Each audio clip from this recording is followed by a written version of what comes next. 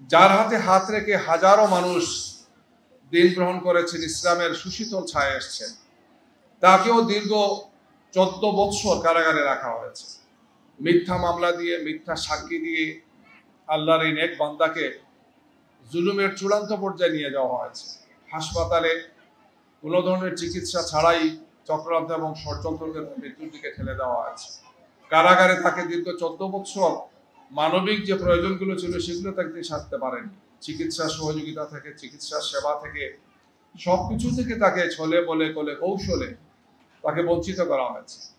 একটি সুন্দর সমাজ প্রতিষ্ঠার জন্য মানুষ যাতে তার মর্যাদাটা পায়, মানুষ যাতে তার অধিকারটা পায়, একজন মানুষ, সেটা পুরুষ বা মহিলা হোক, সে যাতে আল্লাহর পথে, দিনের পথে, বা সে যে ধর্মই অনুসরণ করুক, সেই ধর্মের অনুসরণ যাতে সে করে চলতে পারে সঠিক সুন্দরভাবে, কোনো ধরনের বাধা, কোনো ধরনের প্রতিবন্ধকতা, কোনো ধরনের সন্ত্রাস তার উপর চাপিয়ে যেতে না হয়, আমরা এই লক্ষ্যে কাজ করে যাচ্ছি।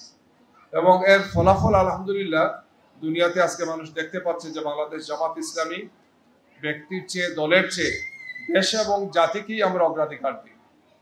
দেশ এবং জাতির কল্যাণে আমরা ভূমিকা পালন করছি। এই কল্যাণকর ভূমিকা আমরা শত চাপের মধ্যে, বিরোধিতার মধ্যে, অত্যাচার নির্যাতনের মধ্যে আমরা পালন করেছি।